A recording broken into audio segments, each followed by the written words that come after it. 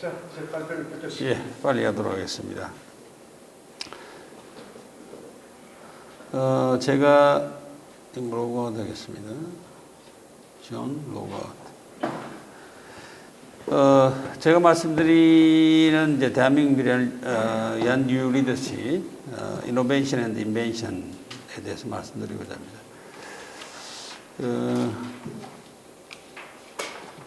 우리나라 정치가 격동의 세월을 가듯이 저는 이 IT 반도체 분야를 전공을 하는데요. 제가 1985년에 삼성전자 입사했을 때만 하더라도 컴퓨터가 없었습니다.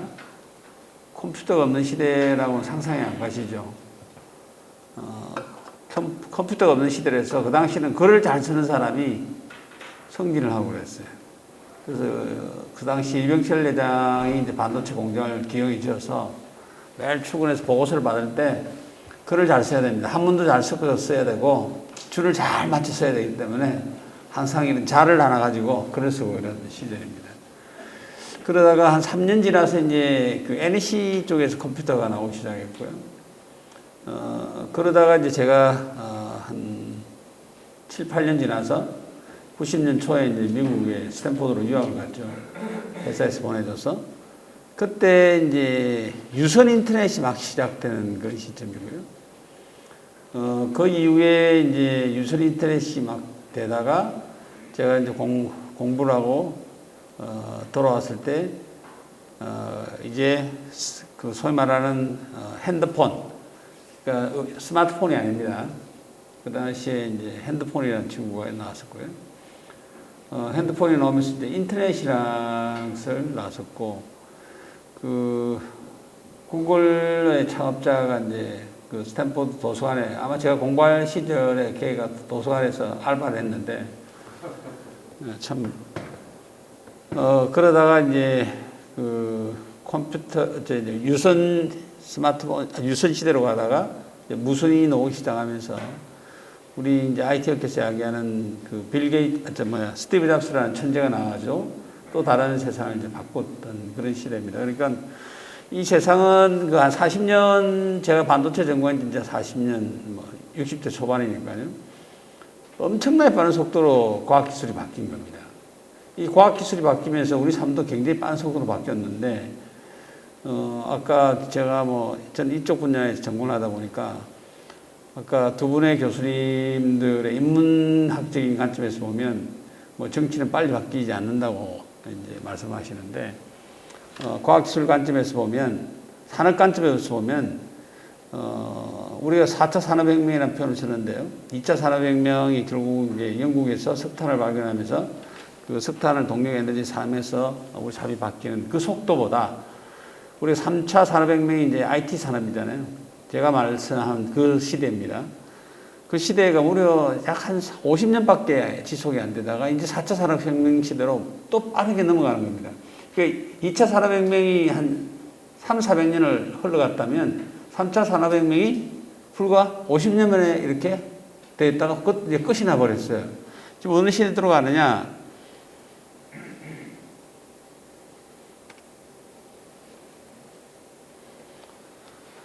자, 어느 시대로 가느냐? 4차 산업혁명의 시대가 이미 시작이 되어버린 겁니다.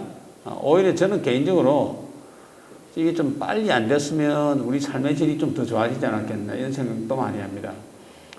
왜냐하면 이 분야에 살다 보면 눈만 살짝 감으면 또 새로운 게 나와버려서 우리가 교수지만 이 분야는 정말 너무 공부를 많이 해서 너무 피곤해요. 사실은. 끝없이 들어야 되고 끝없이 공부해야 되고 예를 들면 여기 이제 인공지능이 있지 않습니까? 인공지능이 있는데 제가 인공지능 칩을 만드는 연구를 많이 하는데 인공지능 칩 만드는데 5년 전에는 칩 만들 생각을 안 했어요. 그냥 메모리 반도체 안 만들고 그렇게 하다가 요즘 메모리 반도체 안에 인공지능 기능이 또 다 들어가는 거예요. 그러니까 굉장히 제가 드리고 싶은 이야기가 엄청난 빠른 속도로 새로운 세대가 이제 계속 오고 있는데 이에 대응할 수 있는 리더십을 가진 사람이 필요하다는 거죠. 여기 보시면 우리가 4차 산업혁명 시대가 우리가 시작됐다고 하는 것이 바로 5세대 이동 통신입니다. 5세대 이동통신은 초당 1.3GB의 데이터를 전송을 하는 겁니다. 그러니까 기가 시대라고 옛날에 KT에서 그런 주장을 했었죠. 이로 인해서 빠른 속도로 데이터가 전송되다 보니까 인공지능의 빅데이터, 이제 계산을 직렬로 하지 않고 병렬로 하는 그런 시대로 가버렸고요. 그게 되다 보니까 이제 모든 걸 연결할 수 있는 IoT, 그리고 요즘 이야기하는 원래 AR, VR이 가상현실이라는 게 이제 메타박스로 이제 성장이 되고, 또한 이제 탄소 중립의 시대로 가면서 자율주행차, 이게 다 같이 묶여서 이렇게 빠른 속도로 돌아가는데, 이 가운데에 이 모든 기술에 반드시 필요한 것이 뭐냐면 바로 반도체 기술입니다. 그래서 이제 전 세계적으로 반도체 패권 전쟁을 하고 있는 것이고요. 이 4차 산업혁명이 어느 정도 빠른 속도로 지금 변화를 가지고 있냐면, 보시는 것처럼 불과 2011년 이전에는 그렇게 전 세계 4차 산업혁명 관련 국제 특허 출원 통계입니다. 2012년부터 해서 급격하게 올라왔고, 지금은 이제 실제로 그 시대에 이미 진입을 해버린 겁니다. 특히 여기 보시면 국가 간의 경쟁이 굉장히 심하다. 여전히 미국이 리딩을 하고 있는 게 현실이고요. 그 다음에 이제 여기 있는 것처럼 중국이 따라오고, 우리나라도 상당히 잘하는 편입니다. 회사로 보면 삼성전자가 그래도 가장 많은 특허를 출원을 하고 있는 그런 상황인데, 굉장히 이제 만만치 않습니다. 우리나라는 삼성전자, LG 두 회사가 있다면 미국에는 너무 많은 회사들이 존재를 하는 거죠. 이미 우리는 이제 이 시대로 들어가 버렸다. 시장도 마찬가지입니다. 우리나라 반도체가 우리나라 총수출의 한 20% 정도를 이제 차지하고 있죠. 요즘은 이게 점점 더 이제 올라가고 있고요. 이 4차 산업혁명 시대의 시장도 보시는 것처럼 거의 빠른 속도로 성장을 하고 있고, 이러한 이제 빠른 속도의 성장은 우리의 이제 새로운 기회가 되면서 이 시장에 진입을 못하면 우리가 잠시 선진국에 올라왔다가 다시 떨어질 수도 있다. 굉장히 위기감이 굉장히 큰 거죠. 자, 그런데 요즘 이제 주의 상황은 어떠냐? 정말 상황은 아마 제가 반도 디스플레이 40년을 했지만 가장 어려운 상황으로 지금 가고 있습니다. 그것이 여기 보면 IT 글로벌 밸류 체인의 이제 재정비. 시작은 누가 시작했냐면 이분이 시작을 하셨어요.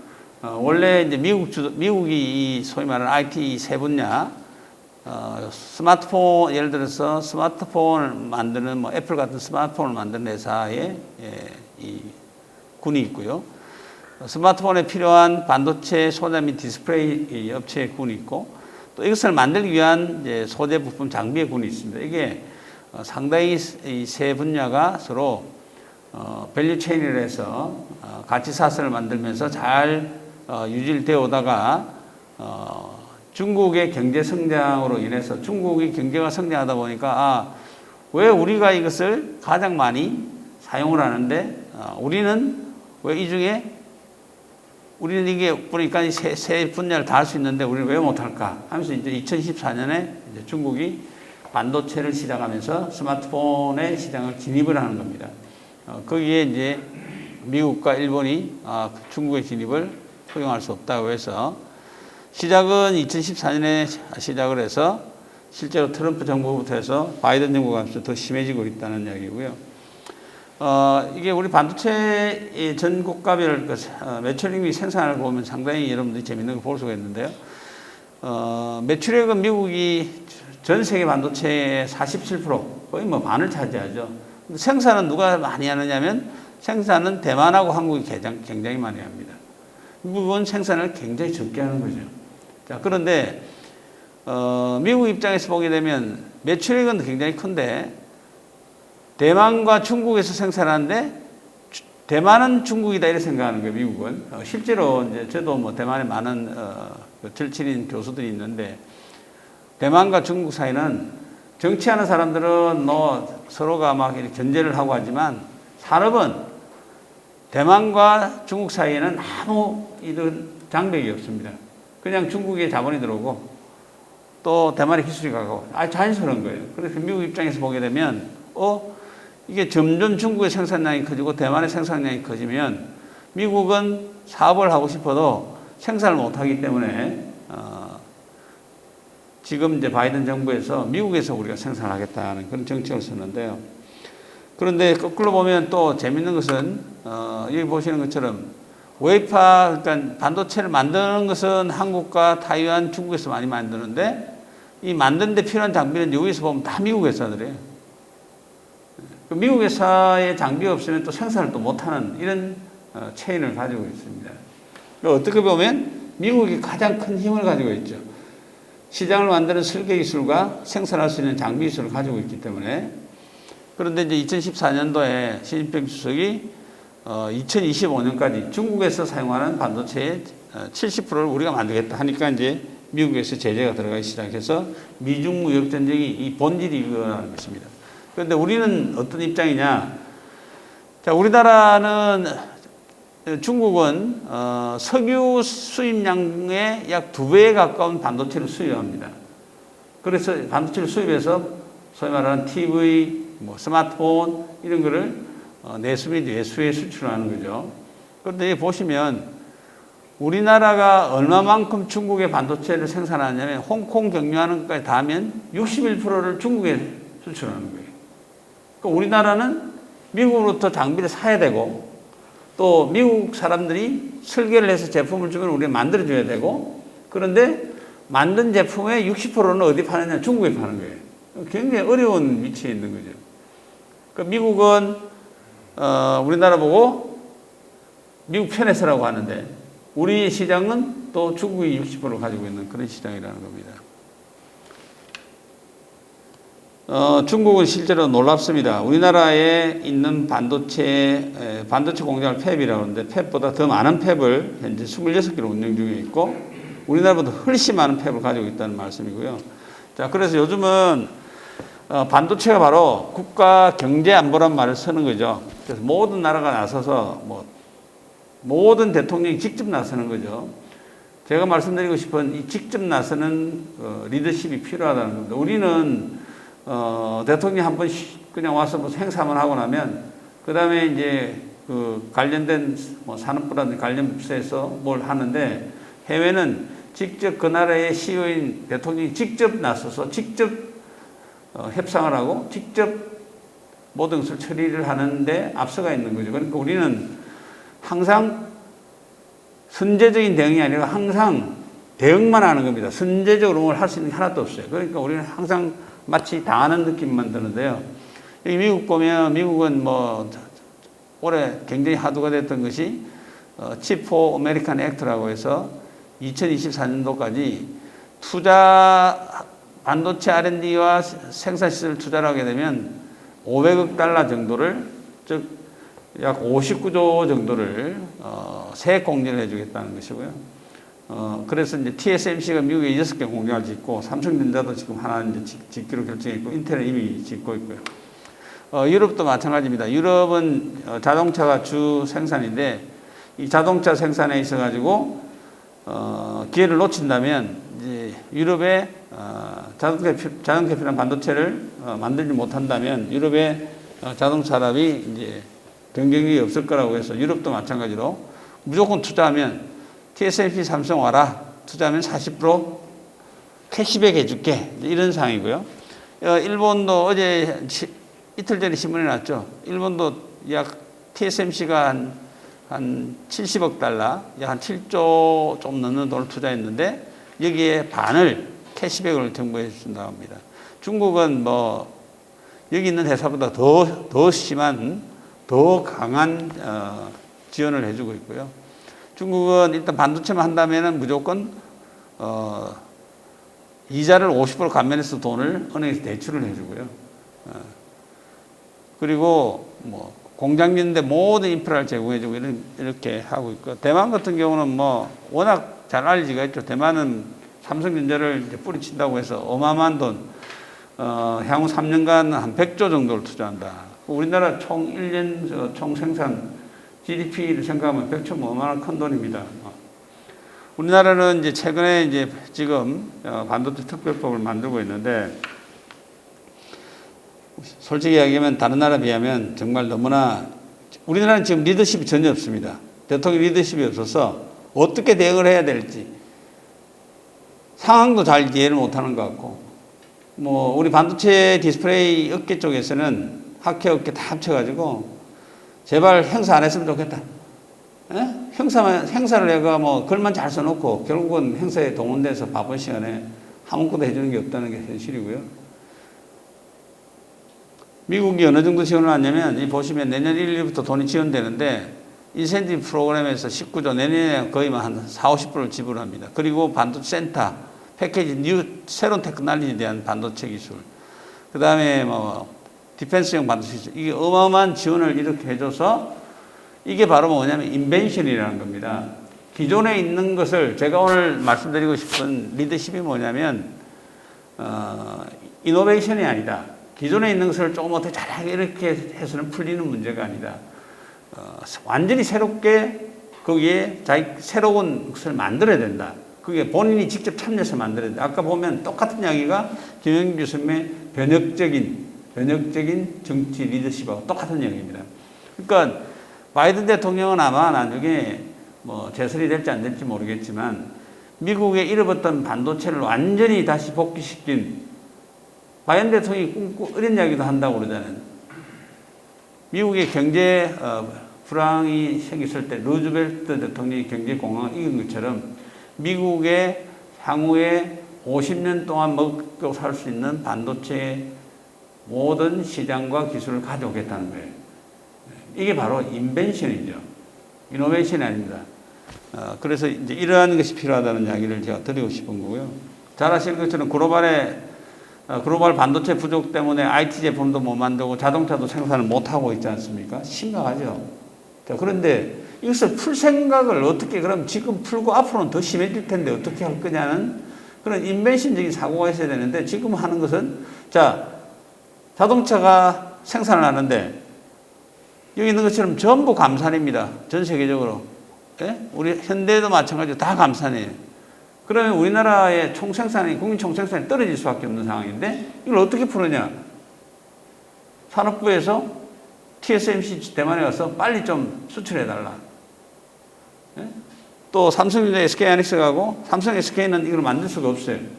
그런데 만들어달라고 요청하고 있는 상태에서 뭔가 이노베이션을 하려고 한 시도만 하지 이것을 완전히 이것을 우리가 본질적으로 이걸 어떻게 해결할 건가 하는 그런 인벤션적인 사고방식이 없다는 거죠. 계속해서 악순환이 진행이 될 겁니다. 내년에도 반도체 또 부족해요. 왜 안 되느냐? 이게 반도체, 차량용 반도체 들어가는 반도체는 우리가 사용하는, 우리 한국이 만드는 반도체하고 가격이 달라요. 1,000원짜리가 없어가지고, 1,000원짜리, 칩 하나 1,000원입니다. 근데 우리 한국이 만드는 반도체는 예를 들어 우리나라가 D램이다. D램 하나 만들면 가격이 얼마냐? 2만원, 3만원, 4만원? 실제 핸드폰에는 5만원까지 사용합니다. 그런데 1,000원짜리를 만들라니까 안 만들죠. 자, 그런데 지금 세계적인 경제 흐름은 이 친환경 시장 쪽으로 빠른 속도로 지금 진행이 되고 있고요. 연평균 28%라서 이 보시는 것처럼 전기 자동차가 정말 빠른 속도로 이렇게 가고 있는데 그럼 우리는 이것을 어떻게 선제적으로 이 시장을 가려고 하느냐. 우리는 배터리만 열심히 가는 겁니다. 그런데 결국은 이 배터리 산업도 각 자동차 회사가 그 회사 스스로가 자사하는 경향이 있기 때문에 예를 들면 삼성, SK, LG가 고민이 상당히 많아요. 이렇게 많이 투자를 해도 결국은 자동차 회사가 스스로 하려고 할 텐데 언젠가는 시장이 이제 이루어지지 않는 이런 고민이 있는 거죠. 그런데 이러한 큰 시장이 열리고 있음에도 불구하고 여기 들어가는 이 차량용 반도체에 대한 대응을 못하면 결국은 현대자동차도 휘청이 수정할 수밖에 없다. 진짜 이 세계적인 흐름이 아까 제가 서두에서 말씀드린 것처럼 지금의 새로운 대통령은 얼마나 빠르게 이 해외에 이런 경제 환경이 바뀌고 있는지를 잘 인식을 해야 됩니다. 정말 너무 빠른 속도로 바뀌고 있어요. 지금 여기 보면 전기 자동차의 정책 동향을 써머리 해봤는데, 이 보시면 우리나라도 뭐 우리 저기 지금 정부에서 오히려 나서서 225년까지 283만 대 총 신규창이 11%, 30년 되는 30%를 전부 전기자동차로 바꾸겠다. 이런 이야기 하잖아요. 미국이나 유럽은 우리보다 훨씬 빠릅니다. 그럼 이렇게 바뀌었을 때 우리가 대응을 하지 못하면, 준비를 하지 못하면 우리 시장을 다 뺏겨버리고 우리나라의 총 우리 국민 총생산의 한 5에서 7% 차지하는 자동차 사업 자체 잃어버리게 됩니다. 심각한 거죠. 그런데다가 지금 전 세계적으로 탄소 중립 정책에 대해서 이렇게 막 발표를 하고 있는데 2050년도에 탄소 중립을 하겠다는데 우리나라가 가장 어그레시브해요. 그런데 이 탄소 중립을 통해서 우리나라 기업들의 경쟁력을 어떻게 하든 유지할 수 있게 할 수 있는 정책을 써야 되는 겁니다. 예를 들면 우리 반도체 분야에 반도체 재료를 만드는 회사가 있는데요. 한 5천억 정도 1년에 매출액을 하는데 작년에 탄소 배출권을 24억을 현금으로 주고 샀습니다. 삼성전자가 작년에 한 1200 정도를 배출권을 샀습니다. 그런데 지금 정부에서 제시한 걸로 하면은 정말 삼성전자 반도체 분야는 1조 정도 되는 돈을 CO2 배출권 때문에 사야 되는 이런 상황이 벌어진다는 거죠. 왜? 신재생 에너지를 그만큼 살려고 하니까 신재생 에너지의 에너지 효율이 굉장히 낮습니다. 그러니까 우리나라 기업체의 경쟁이 다 잊어버립니다. 그러면 공장이 어디로 가려고 그럴까요?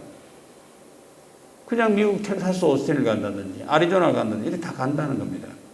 기업은 이윤이 나지 않으면 살 수가 없기 때문에 그러면 우리나라에 유일하게 예를 들어서 세계적으로 경쟁력이 있는 이런 분야를 그럼 어떻게 보호를 할 거냐 하는 이런 탄소 중립 정책이 필요한데 우리나라는 또 하나 문제가 뭐냐면 이 탄소 중립에는 여러 가지 정책이 있습니다. 여기 보면은 뭐 여러 가지 이걸 우리는 또 다 하려고 그래요. 좀 전략적으로 선택해서 우리나라 현실에 맞는 걸 해야 되는데 그러니까 우리는 매일 어떤 이슈가 있으면 공무원들이 나서서 아주 글을 잘 씁니다. 이만 두께. 제가 삼성전자 한 16년 근무할 때 나올 때 기억나는 게 너무 프레젠테이션을 잘하니까 회의 때 딱 한 페이지를 줄여오라고 그래서 회사 확 바뀌어버렸어요. 요즘은 어떤 시대냐 공무원들이 너무 책자를 잘 만들어요. 근데 발표하고 나면 그 다음에 아무도 모릅니다. 그런 리더십은 필요가 없다는 겁니다. 그래서 제가 이제 드리고 싶은 이야기는 우리가 원하든 원하지 않든 간에 우리 경제가 계속 선진국으로 유지를 하기 위해서는 다가오는 환경의 변화는 우리가 잘 대응을 하거나 아니면 선점을 해야 된다. 그런 선점을 해야 되는데 우리가 피할 수 없습니다. 여기 나와 있는 것처럼 4차 산업혁명의 시대는 도래를 했죠. 여기에서 도래했는데 우리 시장을 우리가 못 찾거나 리더십을 못 갖기 때문에 우리는 도태를 하게 된다는 게 이것이고요. 어떤 면에서는 우리 IT 전문업자, 전문하는 전문가들은 미국의 고마움을 느낄 수도 있어요. 왜? 중국을 견제를 했기 때문에. 중국이 어마어마하게 빠른 속도로 따라온 것은 현재 지금 좀 견제가 돼서 많이 지연되고 있는 상태고요. 여기 제가 표를 만들어낸 게 정부 주도냐, 경쟁력이냐, 기회냐 하는데 요즘은 경제가 안 보기 때문에 다 정부 주도입니다. 정부 주도에서 정부가 나서지 않으면 그 위치를 못 잡는 거예요. 그렇기 때문에 우리의 지금 향후 다가오는 새 대통령이든 그 다음이든 모든 이 관련된 탄소 중립이라든지 4차 산업혁명이라든지 지신재산, 특히 우리나라에 관련이 있는 전기자동차, 그리고 글로벌 반도체 패권 전쟁, 이렇게 다가오는 것에 대해서는 정부 주도로 이것을 정부 대 정부의 대응으로서 우리가 우리의 권리를 가져와야 되고 우리의 새로운 시장을 개척을 해야 되고 우리의 글로벌 리더십을 가져와야 된다는 것이고요. 그리고 경쟁력을 또 가져야 되는 거죠. 그런데 탄소 중립 우리 경쟁력 전혀 없습니다. 이것도 이렇게 진짜 제일 많이 끌어야 되는 게 이쪽 분야고요. 또 우리한테 엄청난 기회가 되는 거죠. 새로운 시장이기 때문에 엄청난 기회인데 이것을 잃어버리면 우리의 설당이 없어진다는 겁니다. 이게 이제 소위 말하는 4차 산업혁명 시대 IT 디지털 경제의 특성이 되겠는데요. 그래서 지금 기회는 충분히 있는데 이게 정부 주도력이 전혀 없다. 이게 굉장히 큰 문제고요. 경쟁력을 가지게 할 수 있도록 이렇게 가야 되는데, 기존에 있는 정책을 그냥 다시 리뷰를 해서 좀 더 개선을 하고 이렇게 해서는 절대로 성장을 할 수가 없다. 완전한 이노베이션의 정책이 필요하다. 그럼 이노베이션이 뭐냐? 제가 예를 한번 들어보면 이런 겁니다.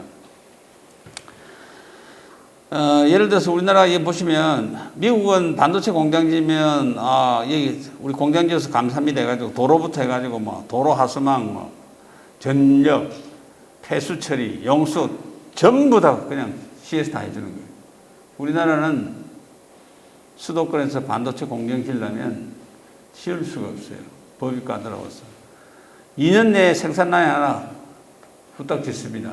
우리나라가 옛날에 반도체를 잘했던 이유는 일본이 공장 짓는데 2년 걸릴 때 우리는 밤에 그냥 콘크리트 불 켜서 말려가면서 1년 만에 공장을 지었거든요. 그래서 일본을 따라잡았는데 우리는 지금 몇 년 걸리냐면 4년이 넘게 걸려요.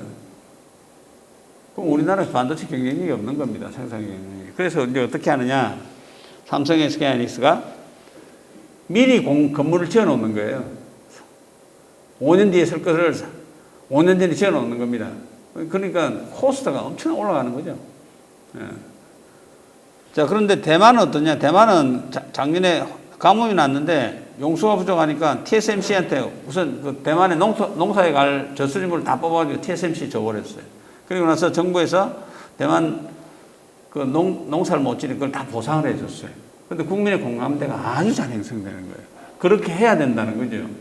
예. 그렇게 할 수 있는 그런 리더십이 필요한 겁니다. 그런데 중국은 뭐 말로 표현할 수 없을 정도로 뭐 지원을 합니다. 예를 들어서 삼성이 시한공리 공장을 딱 지었더니 갑자기 건물이 들었었습니다. 그럼 1층부터 소방서, 환경부, 국토부 쫙 건물 안에 들어가지고 일괄 서비스를 해주는 거예요. 근데 우리는 허가나 받으려면 여기 갔다, 저기 갔다, 저기 갔다 하면 정말 말로 표현할 수 없을 정도로 어려운 게 우리 현실이고요. 그리고 이게 평택에 송전탑 전기회사 공장을 돌릴 건데 송전탑 설치하는데 5년 걸려서 5년. 예? 그리고 결국은 나중에 땅 밑으로 깔겠다 해가지고 삼성이. 예. 그리고 용인 클러스터에도 송전탑을 또 직접 짓는다는 겁니다. 이만큼 우리 경제 환경을 글로벌 경제 환경에서 우리가 경쟁력을 가져야 되는데 오히려 거꾸로 가고 하는 정책을 쓰고요. 제가 이번에 이제 여기 된 관련법을 여기 국회에 와서 엄청난 일을 많이 했어요. 제가 반도체 세계적인 석학인데 앉아가지고 법 공부를 한 거예요. 이런 법이 다 권리가 있으니까 되는 게 하나도 없어요. 예를 들어서 새로운 R&D 하나 하려고 예를 들어 뭐 가스를 바꿨다. 가스 받는데 허가 받는데 6개월 걸려. 근데 우리 감아보니까 미국보다 규정이 10배가 더 세. 오히려 그런 기준을 높게 하니까 안전사고가 더 나는 거예요. 왜? 안 해버리고 속인단 말이죠. 비싸니까. 그래서 특히 이제 이 우리나라의 다부처 관련 법들이 보면 사실 상당히 중복되고 중첩되는 게 많고 서로 상충되는 게 많은데 이게 가장 골치가 아픈 겁니다.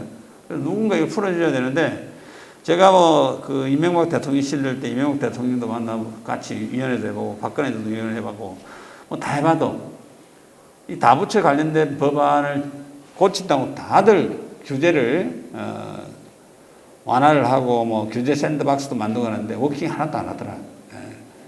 그럼 이걸 완전히 떠들어올 수 있는 이노베이션이 필요하다는 거고요. 그래서 제가 이제 말씀드린 게 이노베이션과 인벤션의 차이가 뭐냐. 현재 예를 들면 이렇습니다. 반도체가 이제 세계적으로 막 그 국가적인 경쟁을 하니까 우리나라도 해야 된다 해서 언론에서 하도 지적을 많이 하니까 우리나라도 이제 지금 더불어민주당하고 이제 당론이 결정이 돼가지고 현재 국민의 힘 쪽도 올라온 게 있었어요. 국회에서 아마 이제 상의가 되고 아마 통과될 것으로 생각하는데 그게 반도체 특별법이라는 건데요. 이름이 국가핵심전략산업보호및지원법이라는 게 있습니다. 거기에 건설 환경 안전 패스트 트랙하고 산업법 규제 완화, 뭐 반도체 투자 시 인센티브, 소재부품 생태계 조성, 인력에서 딴데 사실은 큰 내용은 없습니다. 그런데 인센티브를 이제 적용하는 거하고 일부의 규제 완화, 그리고 또 위원회가 또 만들어지는데요. 자, 이렇게 하는데 이게 저희들이 하도 안 풀리니까 어떻게 국회에 제의를 했냐면 부처 간에 서로 예를 들어 국토해양부, 환경부, 고용노동부, 산업부 매일 핑퐁만 치고 안 되는 거예요. 그래서 그것을 같이 상의할 수 있는 자리를 만들어 달라. 그래서 이제 총리가 위원장이 되는 이 핵심 전략 산업위원회라는 게 이번에 이제 법으로 특별법으로 올라갑니다. 자, 그런데도 총리가 일을 하면 차관밖에 안 와요. 그것도 해결이 안 되는 겁니다. 그러면 결국 이것이 총리가 주관을 해서 이렇게 푸는 것 정도는 이노베이션밖에 되지 않는다. 여기에는 뭐가 빠지냐면 대외 그러니까 다른 나라와 이렇게 대응하는 게 다 빠져가 있는 겁니다. 이것은 미중 무역 전쟁이나 일부 수출 구제 문제도 남겨지가 있고요.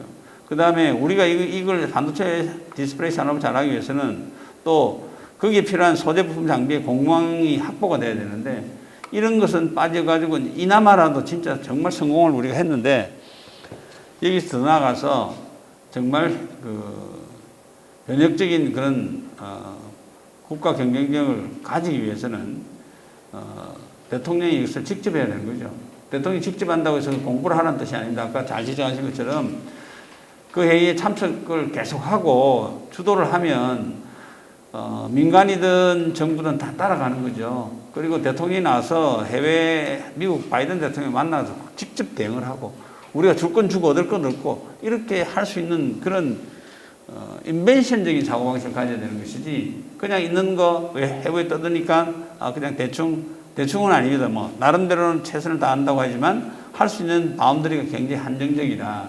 이런 사고방식으로는 더 이상 이 급변하는 이 글로벌 경제 환경에 대응을 할 수 없다고 생각을 하고 있습니다. 또 하나 제가 예를 들어보려고 하는데요. 이 차량용 반도체, 우리나라 잘하는 것은 IT용 반도체입니다. 스마트폰에 들어가는 반도체, TV에 들어가는 반도체인데, 여기 보시는 것처럼 삼성전자, SK하이닉스, 우리 국내에 있는 업체들입니다. 이 사람들은 주로 전부 IT용 반도체입니다. 차량용 반도체는 거의 생산을 하지 않습니다. 그러니까 비즈니스 모델이 상당히 좀 다른 거죠.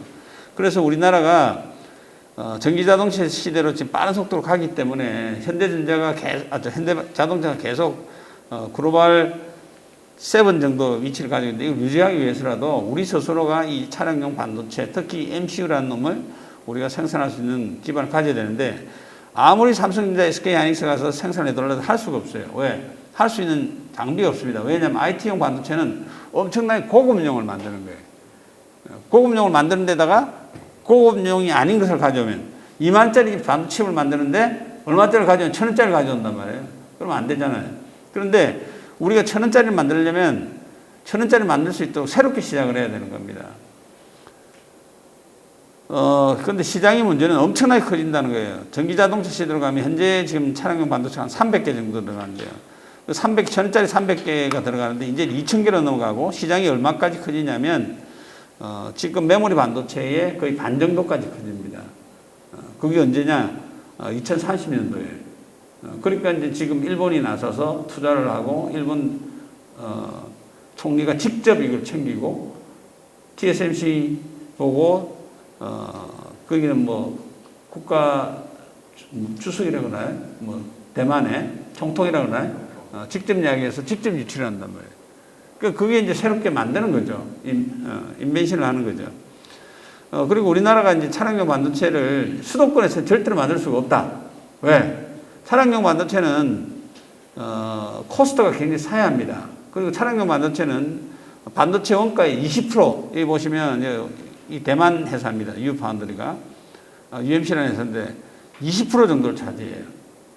그 이야기는 인건비가 사야 된다는 거죠. 근데 우리나라 예를 들어 메모리 반도체 8%, 삼성전자 파운드리 9%. 인건비가 비싸서 얼마나 우리나라 인건비 비싼가 한번 볼까요? 한국의 A사가 삼성전자입니다. B사가 SK하이닉스인데 대접 초임이 이래요. 인센티브 빼고도.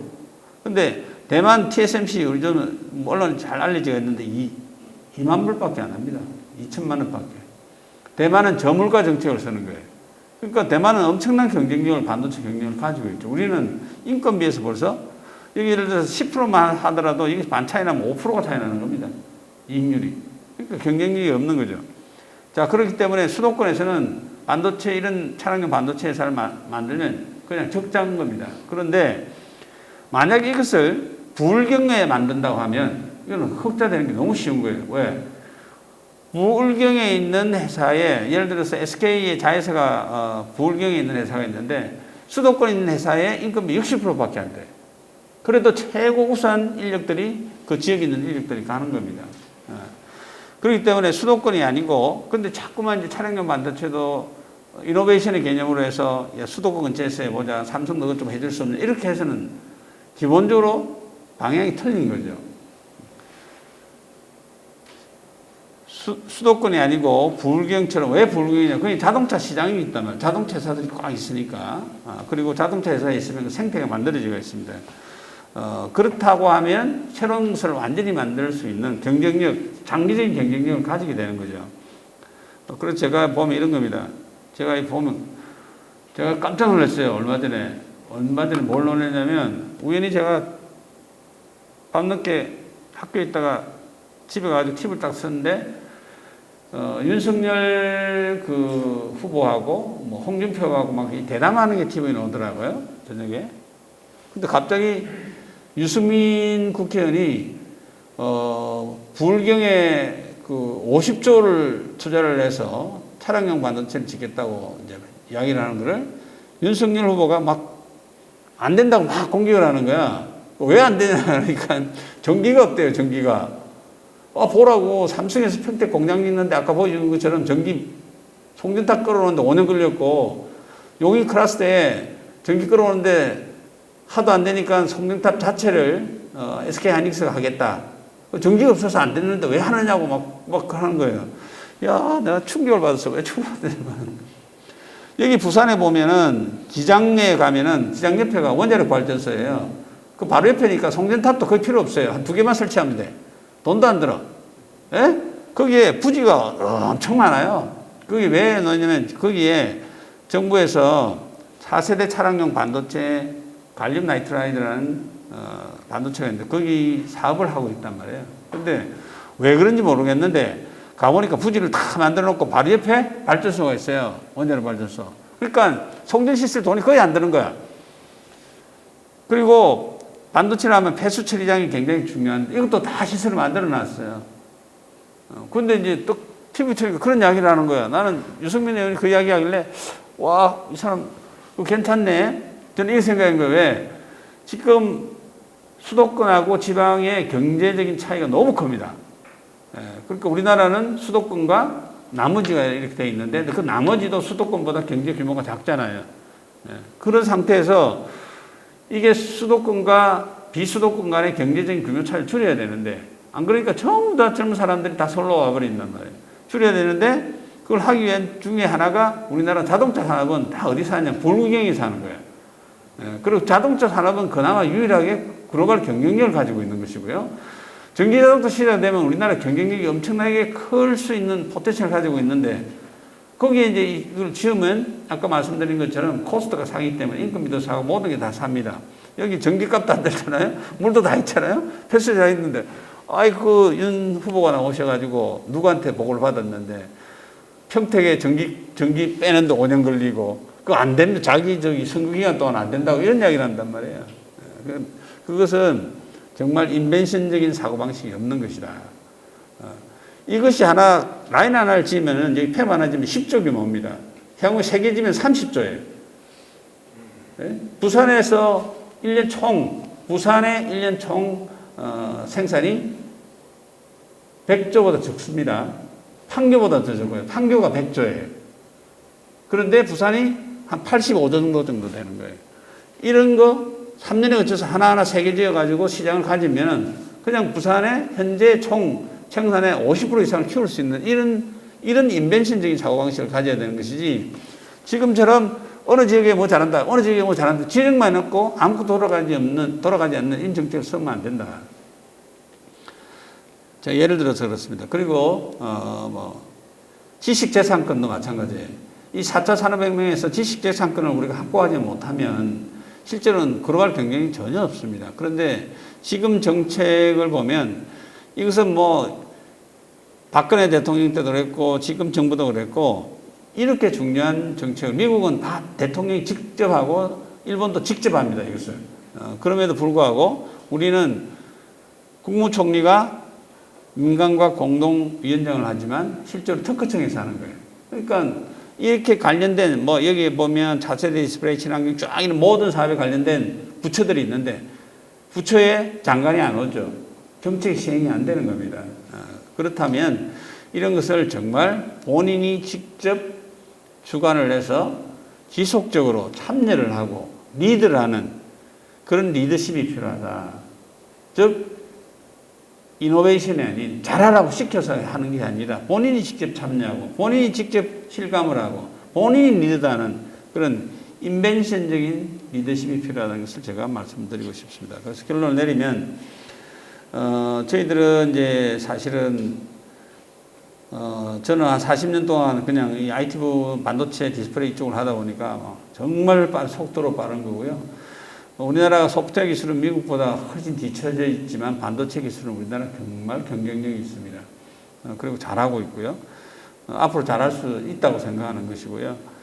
이러한 이제 빠른 해외 그 글로벌 산업 환경 변화인데 이것을 요즘 모든 나라가 경제 안보라는 관점으로 접근을 해서 즉 그 나라의 CEO인 대통령이 직접 이게 리더십을 가지고 만드는 거죠. 예를 들어서 바이든 대통령이 회의를 딱 하면서 웨이플 한 장 딱 들고 왔잖아요. 하면서 삼성, SK 뭐 다 부르고 인텔 다 불러가지고 자 우리 자동차 생산 안 되는데 반도체 1,000원짜리 칩이 없어서 안 되는데 이것을 어떤 식으로 풀 거냐. 그랬더니 이런 지원을 합시다. 그럼 이렇게 안 되겠다. 그럼 차라리 법을 만들자. 법을 만드는데 그냥 법이 아니고 지원법을 만들겠다. 그래서 59조라는 캐시백을 해주겠다는 걸 제안을 하니까 협박을 한 거죠, 사실은. 제일 먼저 협박한 게 TSMC입니다. TSMC가 공장을 6개 짓겠다. 만드는 겁니다, 스스로가. 미래를 만들어야 되는 거죠. 근데 그런 게 정말 필요하다.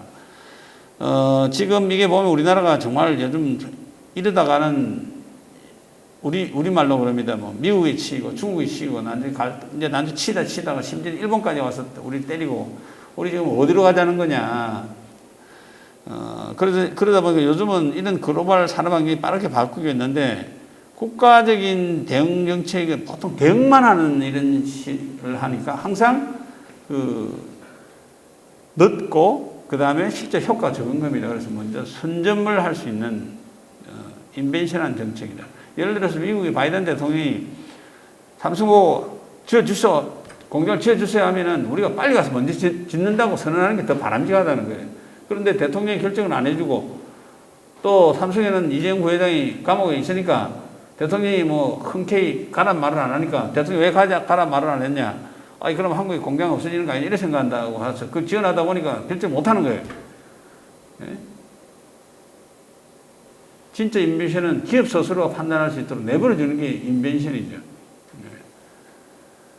그래서 정말 우리나라의 경쟁력에, 글로벌 경제의 경쟁력에 정말 그 리더십을 가지기 위해서는 대통령의 그 인벤션한 국가주도 정책을 실행하는 게 필요하다.